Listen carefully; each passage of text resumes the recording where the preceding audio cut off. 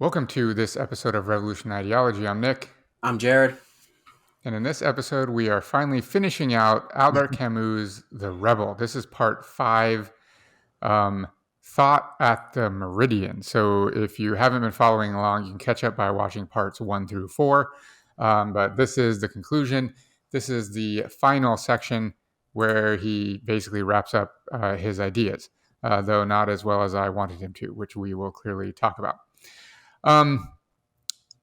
Yeah, I mean, I think that just to sum up the title of the section, Thoughts at the Meridian, really gives us an idea of his, stance. It's basically sort of the middle path, I guess, which we'll clearly break down as we go. I'm going to skip a lot of the sections here where he's kind of just reiterating what he's already talked about, like historical murder and nihilistic murder and so forth. He has whole sections on that we've already discussed. So we're going to skip a lot of that. You can watch those videos to get the details there. So yeah, we're not going to just reiterate the whole thing. You can watch those other videos clearly. So I'm going to start with a quote. He says, logically, one should reply that murder and rebellion are contradictory. If a single master should, in fact, be killed, the rebel in a certain way is no longer justified in using the term community of men from which he derived his justification.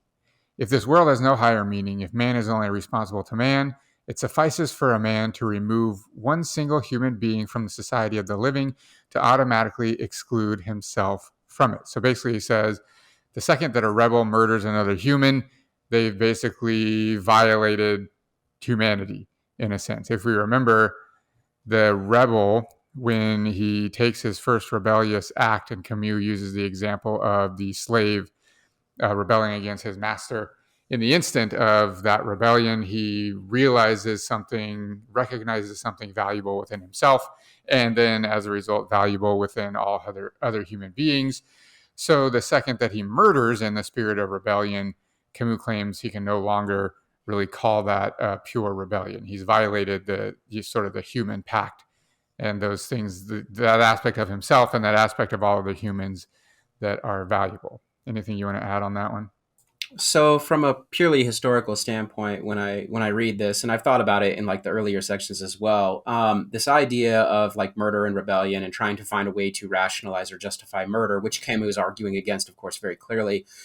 When we think about it historically, one of the things that we've talked about often in a whole host of our different episodes on revolution is that revolutionaries tend to, whether they like it or not, recreate what they've actually just ended up overthrowing. Again, maybe with some different titles or maybe a new document or two, but literally kind of a top-down society predicated on subjugation, oppression, monopolies on violence, and so on and so forth. And this is what it gets me thinking about, is this idea that if you are going to perform some sort of true rebellion, a rebellion that has aims at making a more egalitarian society, a more humanist society, which Camus is clearly interested in, it cannot start from a point of violence. It cannot start from a point of killing, because then what you're doing is just recreating what you've already overthrown. If all states are predatory in this capacity, then the new state, or whatever it is you're creating, the anti-state, will also end up being or not even being, operating under the same auspices. Yeah, and Camus uses two main examples of the French Revolution, which starts out as obviously a fight against oppression and then culminates with the guillotine and the Reign of Terror and so forth, right? And then the main goal of this work is he critiques Marxism extensively, but really Stalin's regime, right? Which, socialism starts out as the fight against oppression, and then itself becomes incredibly violent and oppressive. You know what I mean? And that's Camus' main argument here.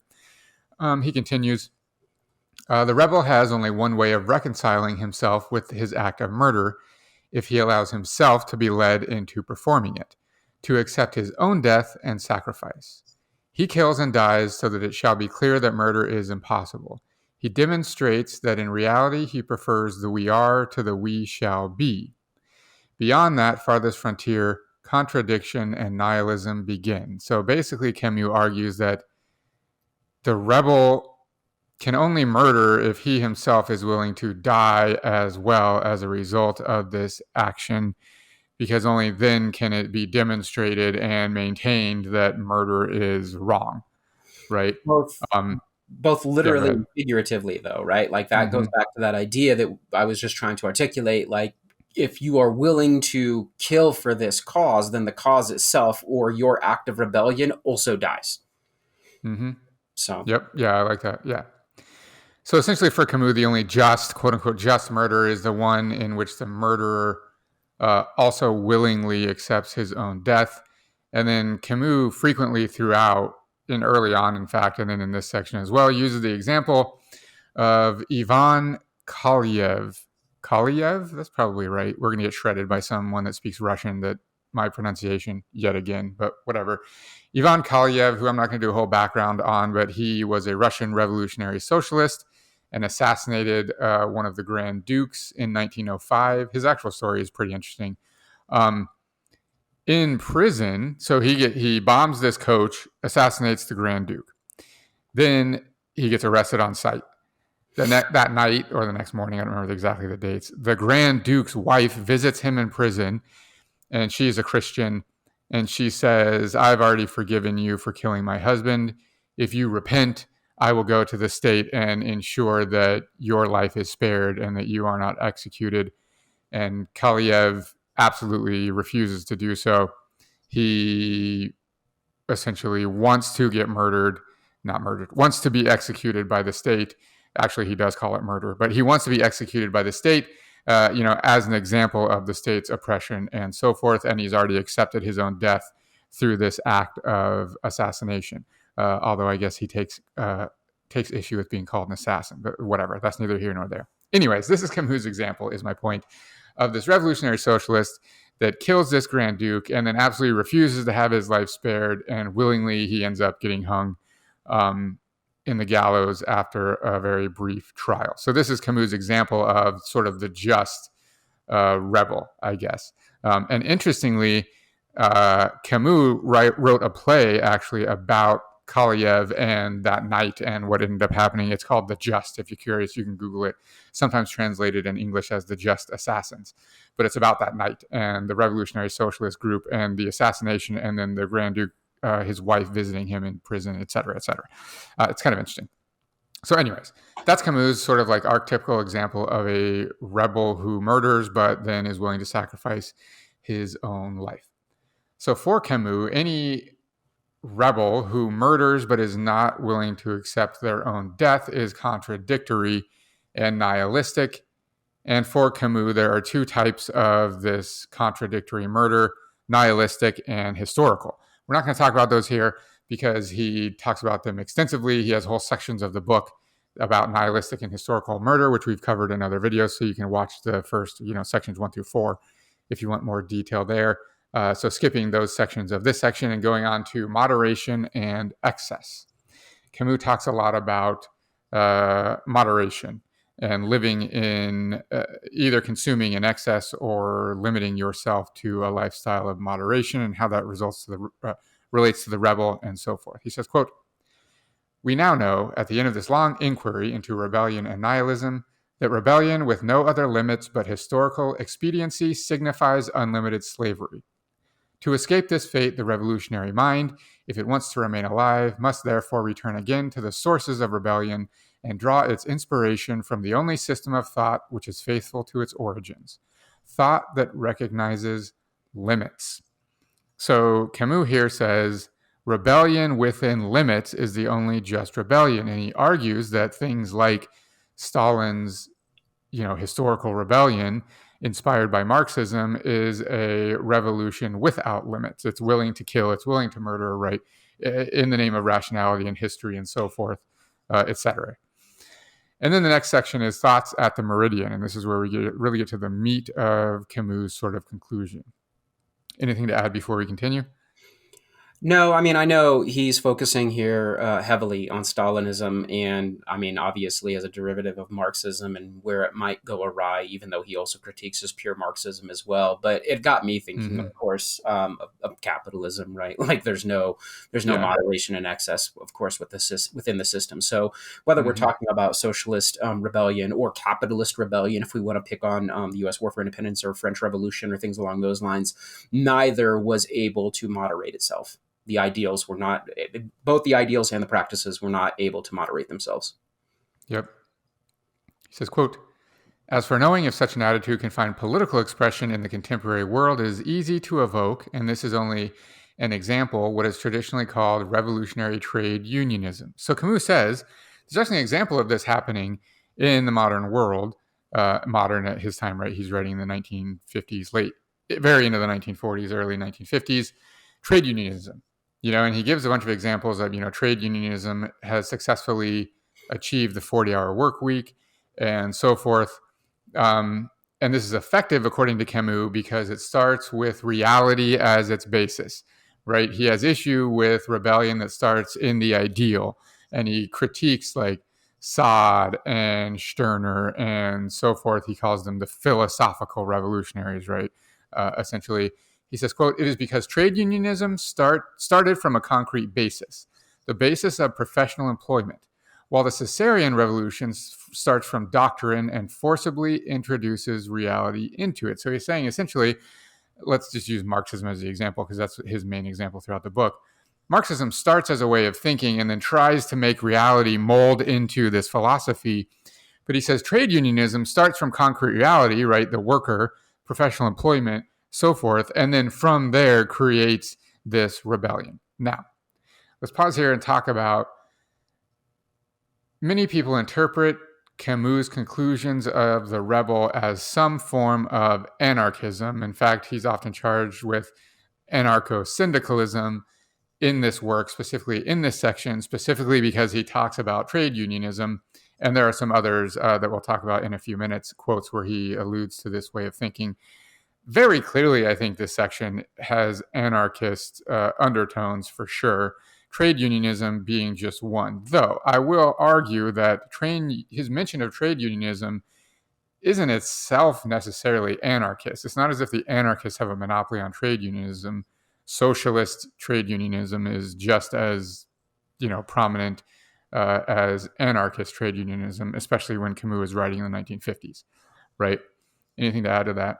But the distinction between the two, and this is what he talks about in the Mm-hmm. next quote, hopefully I'm not stealing your thunder, on the contrary, claims to base itself on economics. Marxism does, socialism does, but is primarily political and ideological. It can't, by its very function, avoid terror and violence done to the real. Despite its pretensions, it begins in the absolute and attempts to mold reality.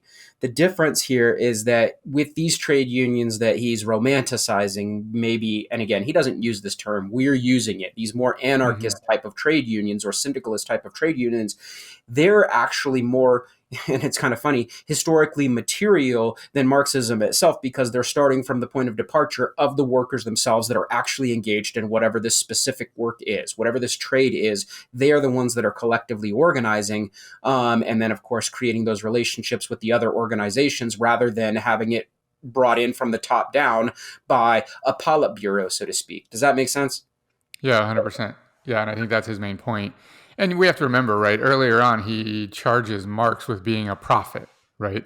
Mm-hmm. And predicting all of these things, et cetera, right? He really does critique Marx and Marxism as being professing an ideal and being ideological, right? And of course, that's blasphemy if you're a Marxist and you're like, oh my God, how could he misinterpret Marx He's so not much? even a Marx was a worker, right? materialist, right? But Yeah, yeah, Marx was not a worker. yeah, exactly. I mean, it's that simple.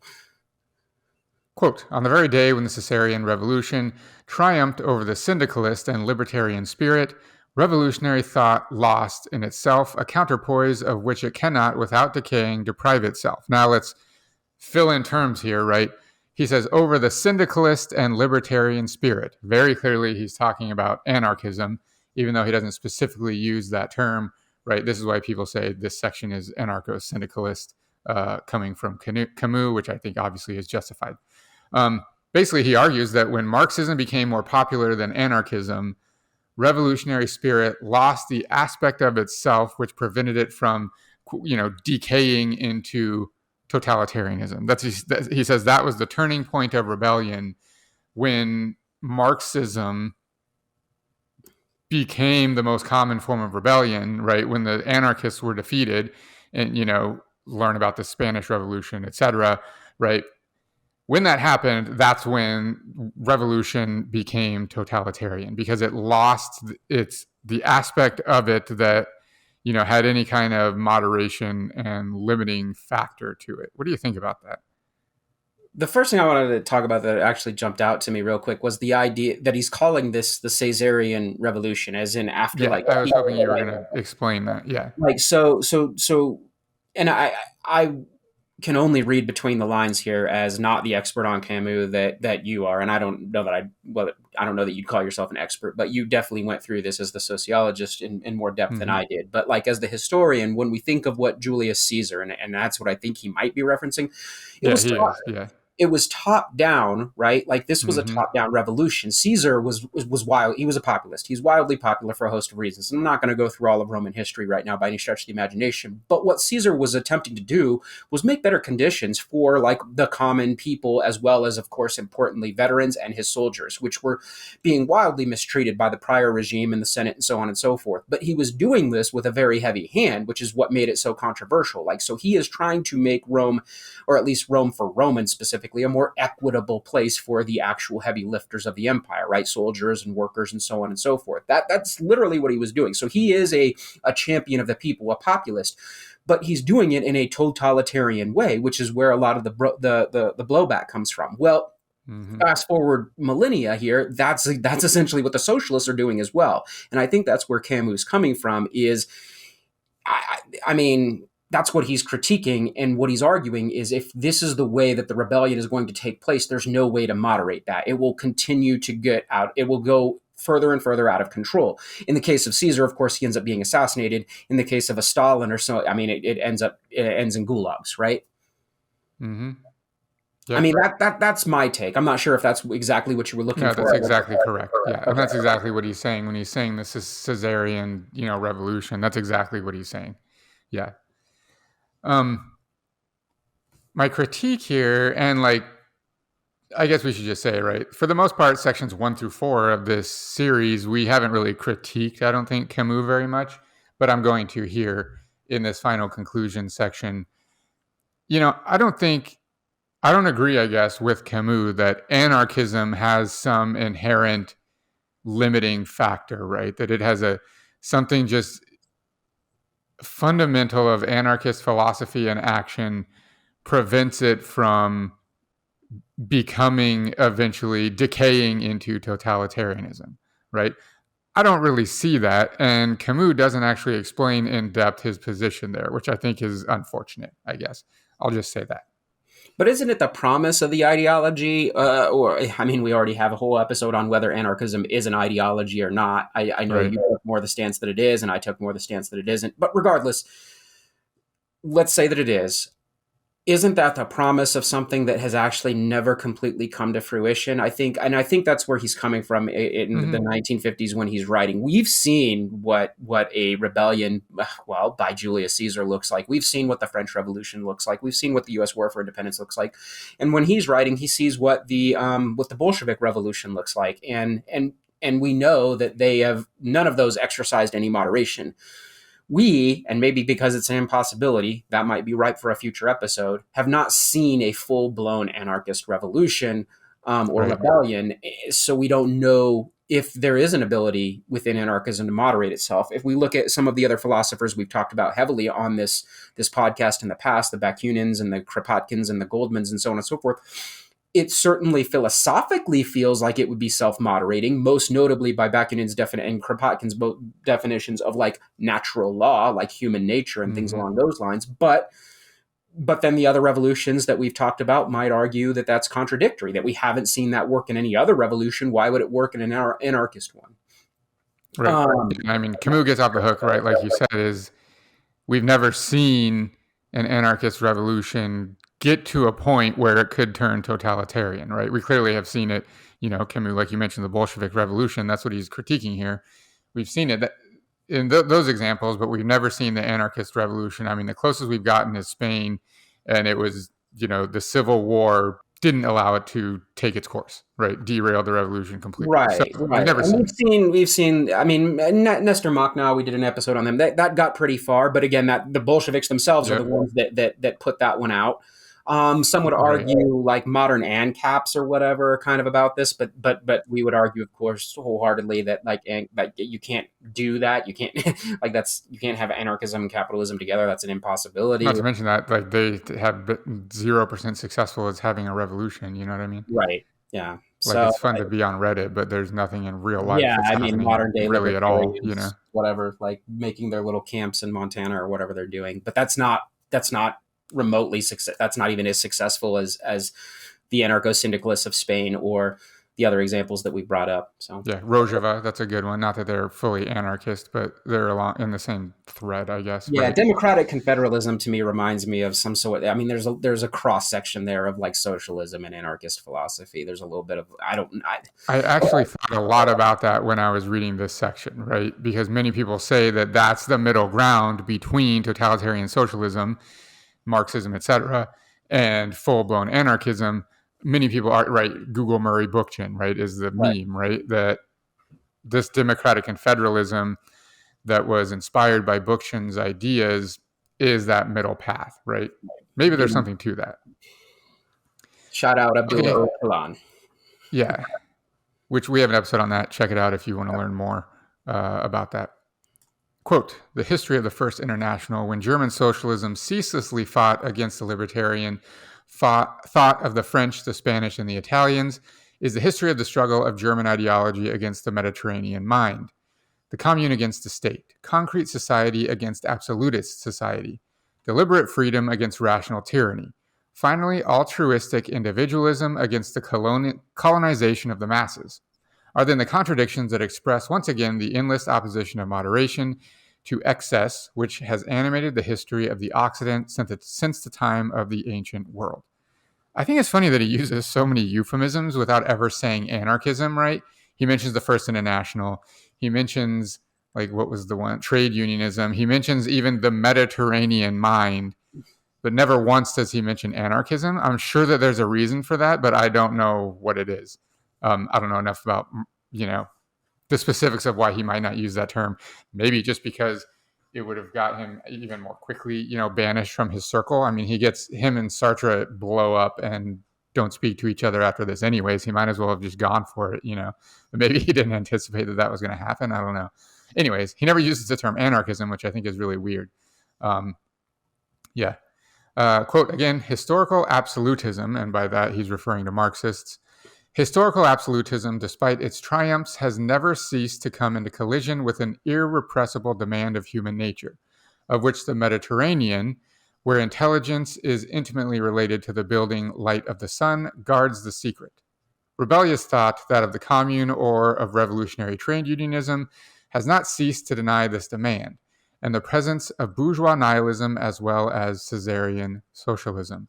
So basically, he's arguing here that the Mediterranean way of thinking, i.e. anarchism, is actually informed and limited by human nature. So you just mentioned, right, the ideas of even Kropotkin and a Bakunin, and that anarchism is in line with human natural law, right? Camus actually makes similar arguments here, though kind of vaguely, I guess. He never comes out and says it, but that's kind of what he's saying, right? Yeah. Then I like this because he gives us a little insight into this moderation thing. He says, in 1950, excess is always a comfort and sometimes a career. Moderation, on the one hand, is nothing but pure tension. So he's saying it's actually easy, sort of the default status quo is excess, that you actually have to work for moderation.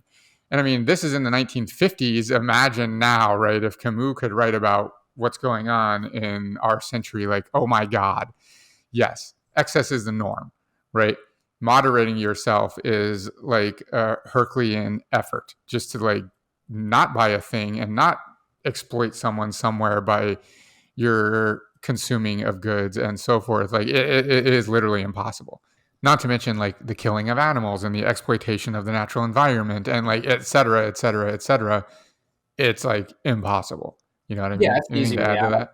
that? No, I mean, yes, so much to add, but that's a whole episode, and we've done them before on Marcuse and so on and so forth. I mean, I could go on Right. and on about how, um, to be blunt, yeah, I mean, I would argue that the way we have constructed our society in terms of comfort and technocratic whatever, I mean, yeah, it's unethical, morally bankrupt, but easy.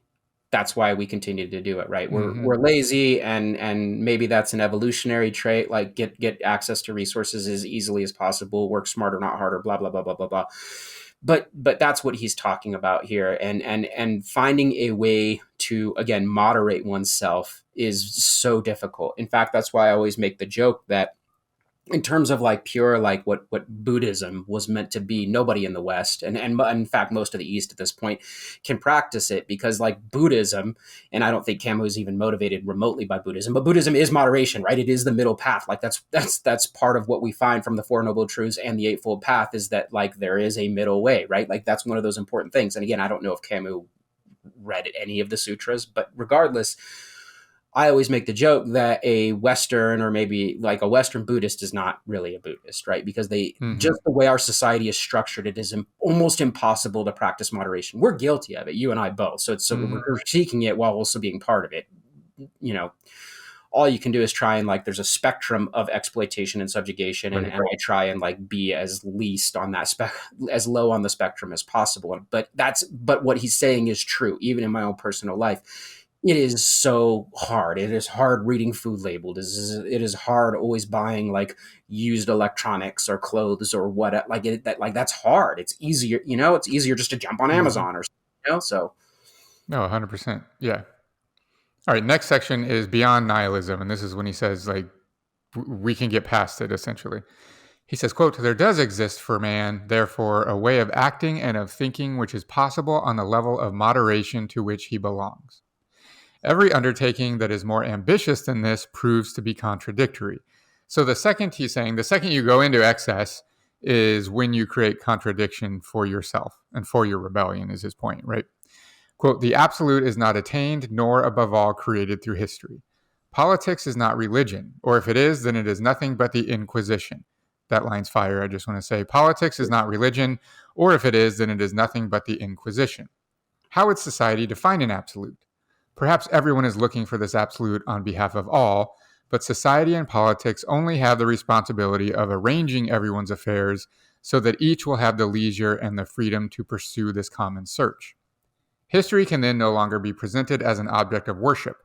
It is only an opportunity that must be rendered fruitful by a vigilant rebellion. And the whole reason I read that long quote is because this is a term I think that's important. Camus' answer essentially to this entire question is a vigilant rebellion, a rebellion of moderation which has limits which prevent it from devolving into totalitarianism and excess murder, right? Anything there?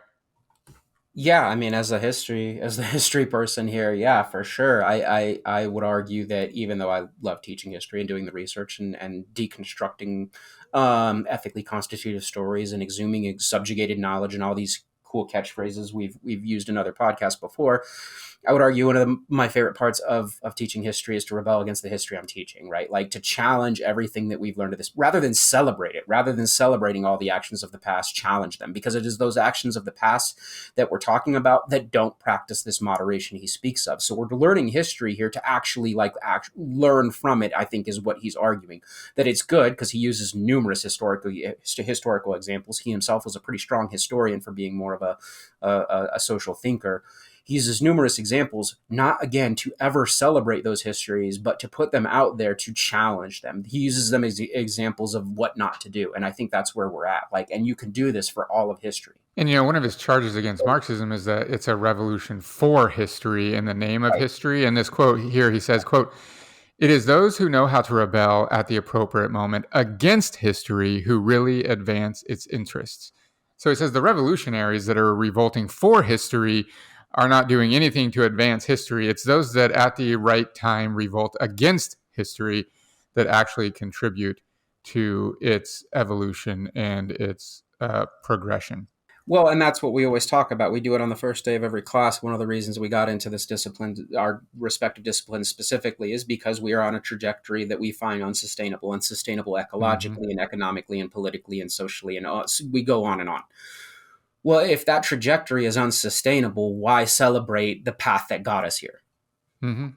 Exactly. Quote, man can master in himself everything that should be mastered. He should rectify in creation everything that can be rectified. And after he has done so, children will still die unjustly, even in a perfect society. Even by his greatest effort, man can only propose to diminish arithmetically the sufferings of the world. But the injustice and the suffering of the world will remain, and no matter how limited they are, they will not cease to be an outrage. So this is a little bit of, depression from Camus. And his whole book, Myth of Sisyphus, and the earlier sections of this book are about how the rebellion should not be a rebellion for hope. I mean, he basically gives us no hope here because he says, even if we are successful, even if we can rectify in creation and rectify within ourselves every contradiction, children will still die unjustly, even in a perfect society. That our goal should be to diminish, he says, the sufferings of the world as much as we absolutely can. But even if we achieve what we set out to achieve, there still will be injustice and suffering in the world, and it will still be an outrage. Thoughts on that? Not a lot. Sounds like the modern argument for harm reduction. Contemporary materialism also believes that it can answer all questions. But as a slave to history, it increases the domain of historic murder and at the same time leaves it without any justification, except in the future, which again demands faith. In both cases, one must wait, and meanwhile the innocent continue to die. For 20 centuries, the sum total of evil has not diminished in the world. Anything there? That last sentence, I think, is quite the claim. I mean, it kind of goes back to what I just said, right? Like that celebration of the past, right? The trajectory we're on does nothing for us. It's practiced no moderation. It's been linear. So one way to vigilantly rebel, is that even a word? Vigilantly, whatever, does not matter, is to challenge that history. And I think that's where we're at. Like, I get that he's thinking through this a little bit himself and probably a little bit depressed about the fact that there might not be this like radical shift, this paradigm shift. But I'm not picking up on that. I'm actually, for me, it's kind of inspirational in this idea that if we can challenge this historical trajectory, perhaps we can find a way to moderate, which is what he's looking for. Yep. Then he has one final critique of totalitarian Marxism, which I think is really good. He says, quote, "The men of Europe, abandoned to the shadows, have turned their backs upon the fixed and radiant point of the present. They forget the present for the future, the fate of humanity for the delusion of power, the misery of the slums for the mirage of the eternal city, ordinary justice for an empty promised land. They despair of personal freedom and dream of a strange freedom of the species, reject solidarity, death, and give the name of immortality to a vast collective agony. They no longer believe in the things that exist in the world and in living man. The secret of Europe is that it no longer loves life. Its blind men entertain the puerile belief that to love one single day of life amounts to justifying whole centuries of oppression." He continues a little later on, quote, "For want of something better to do, they, the Marxists, deified themselves and their misfortunes began. These gods have had their eyes put out. Kalyayev and his brothers throughout the entire world refuse, on the contrary, to be deified, in that they refuse the unlimited power to inflict death. They choose, and give us as an example, the only original rule of life today, to learn to live and to die, and in order to be a man, to refuse to be a god.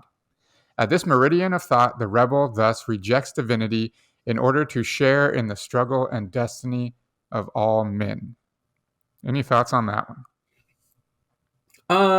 It's a terrible example because he did kill, but it always gets me thinking about Ernesto Che Guevara. This quote, because even though he doesn't fit Camus' description perfectly here, the way Kalyayev does, in a way, it's one of the reasons why he ends up a god and on the t-shirts, because he himself did not want to be that, right? When given that Mm-hmm. choice, especially when we talked about it in the Cuban Revolution episodes that we did, when given that choice, he only spent a short time as a political leader after the Cuban Revolution before he realized that is not who he wants to be. He does not want to be that god. His job is to go out and perpetuate revolution and put his life on the line, whether it was in the Congo or in the jungles of Bolivia, or in the mountains of Bolivia, I should say.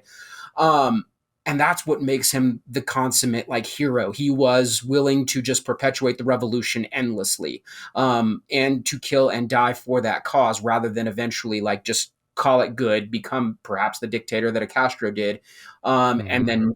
and then forget how to moderate. And I think that's what it got me thinking about. Again, it's not as seamless as an example, perhaps, as the Kalyayev example, but it's the one that got me Mm-hmm. thinking. And that's why among the global left, he remains the icon, and Castro remains still the more controversial figure.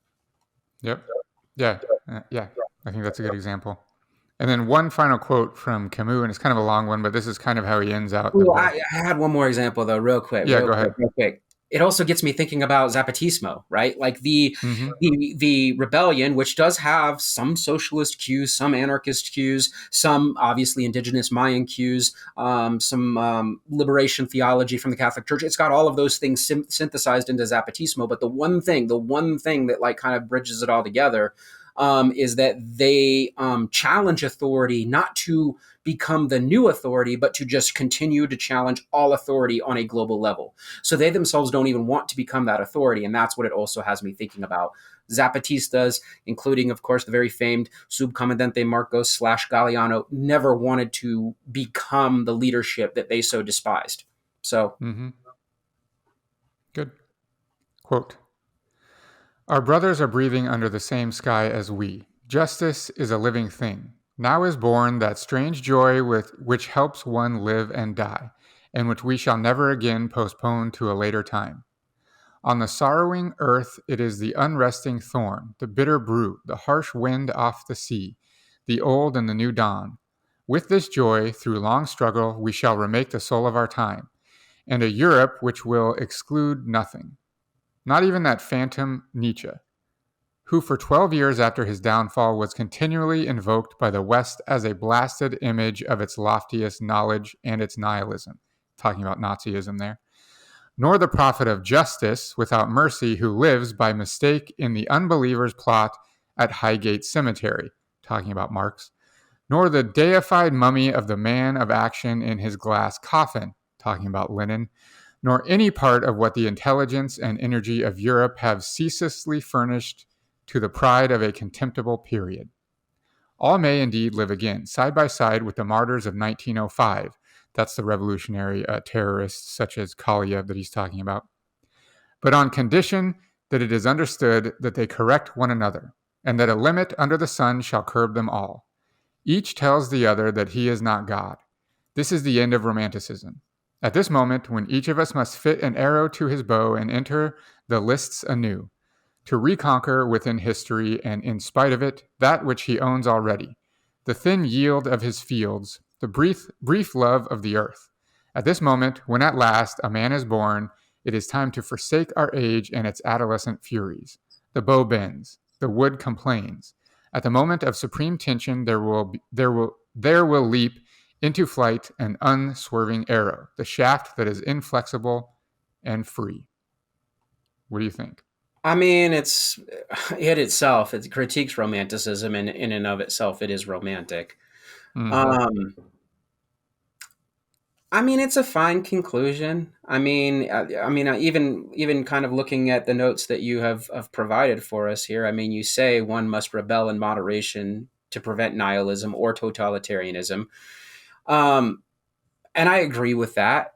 The I think the problem here is us in the modern age are looking for like a self-help book, right? And when we're thinking about Mm-hmm. revolution or how to rebel, and we're hoping that in that last chapter, that last section, there is like the answer. And you and I are guilty of this. We've even spoke to some authors of more modern revolutionary how-to books, so to speak, and always come away like underwhelmed with the concluding thoughts or even speaking to them directly. Um, and I just think that that is us with or having too many expectations on these individuals. I mean, if we're looking at some Mm-hmm. great thinkers of the past and they weren't able to answer this question, how are we supposed to? And I think that's kind of like this idea, and that's probably why he started writing all of these essays that eventually become the collection called The Rebel, is because he himself doesn't necessarily have a specific answer. That's why it ends up being so kind of underwhelming, like moderate. Like there is no how-to tactics, how to think. Moderation ends up being the way, and to consistent. But here's the thing that he says: never stop rebelling, never stop in that what we would call volunteerist spirit, continuing to Mm-hmm. challenge these systems of knowledge and power without giving us any specifics as to this will be what happens next. And to forgive Marx a little bit, it's similar in that regard too. Like I know he just spent 4 chapters critiquing Marx, but Marx was very similar, and some of the critiques he had for Marx was that Marx was too vague. Well, he also is being vague. Mm-hmm. So yeah, I Right. mean, I guess that's what I think. What do you think?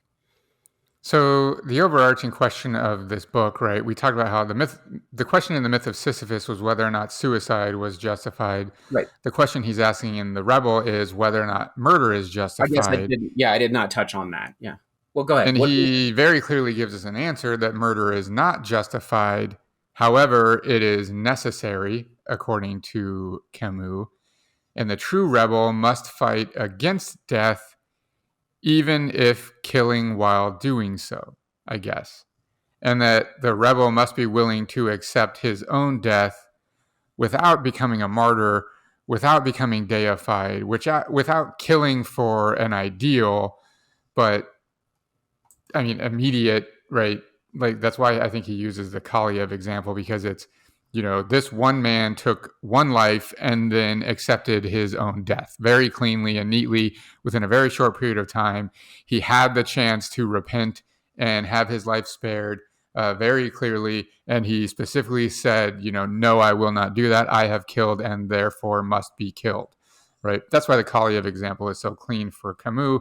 The problem is there's not very many examples of that No, throughout even history. even the Che one certainly doesn't fit that regard. Che did not Right. die willingly, for Mm-hmm. sure. Yeah. So no, yeah, that's fine. I mean, if that, yeah, that being the case, I mean, this ending does kind of crap out a little bit. Like there's one example that he could pull from. Out of all of human history, there's one guy I that, mean, now, I'm sure there are more, right? But it's in yeah. this spirit that, according to Camus, we should rebel. I'm trying to And think of like, other people in history that willingly died for their cause, but the famous ones I'm thinking of were not killer. Gandhi was not a killer.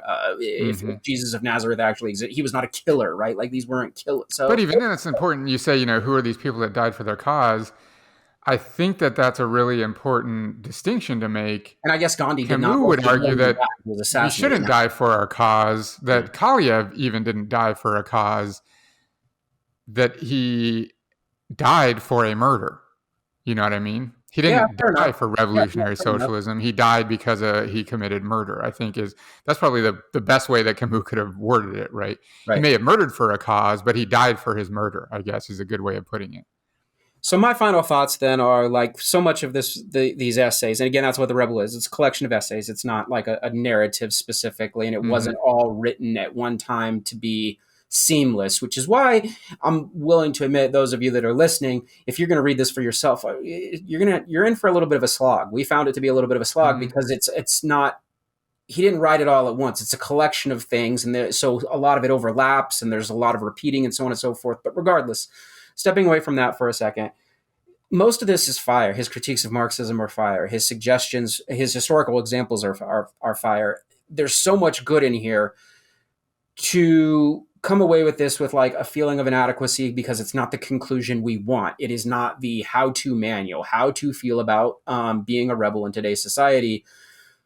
That's not fair. That's not fair for us to critique because again, he's just a thinker. He's just a critical thinker, and nobody to this point in history has provided us that how-to guide that has adequately been able to help us navigate a society that lacks all moderation. So to expect that of Camus would be, I mean, it's you can't expect that of him. So I guess my final thoughts: A, murder not justified.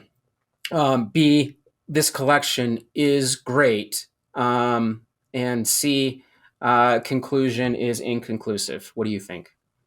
Well, and like, what would we expect, right? Would we expect Camus to conclude this by saying, yes, murder is totally justified, grab your musket and go ham? Like, obviously, he's not going to say that, nor would he say musket in the 1950s, I guess, but whatever, you get the idea. Nor is he going to say, murder is absolutely not justified. We must lead a peaceful rebellion.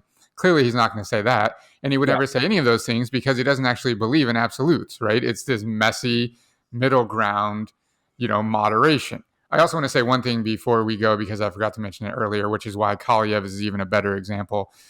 So the assassination was actually supposed to take place, I think it was the night before, but the coach that the Grand Duke was in, his wife and nephews were also in there, and Kalyayev refused to throw the bomb because he didn't want to kill the nephews. And the play that Camus writes is about that night is the biggest act, when he comes back after not throwing the bomb, and him and the revolutionary socialists all get in a massive debate on whether he should have or not. And he basically says, if you decide tomorrow night that I should throw it when the kids are there, then I will, but I don't feel good, right, etc. And then the next night the kids aren't there, so he throws it. But he does say that I would have killed his wife, like she is an accomplice to this oppression just as much as the Grand Duke, but I refuse to kill the kids.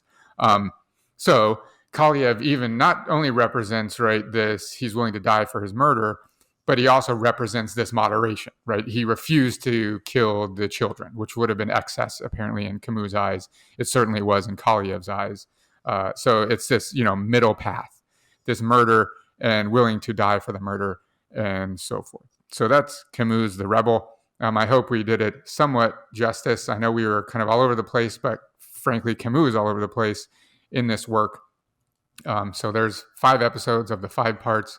I was going to say, we got 5 hours of analyzing this collection of essays. We had to do it better justice than a lot of others. So, right. Hope you enjoyed it. I'm Nick. I'm Jared. Later. Hey everyone, this is Nick. If you enjoyed that episode, be sure to like the video. Don't forget to subscribe to our channel. And if you really like what we're doing, you can support us on Patreon, patreon.com/revolution and ideology. Thank you to our Patreon supporters.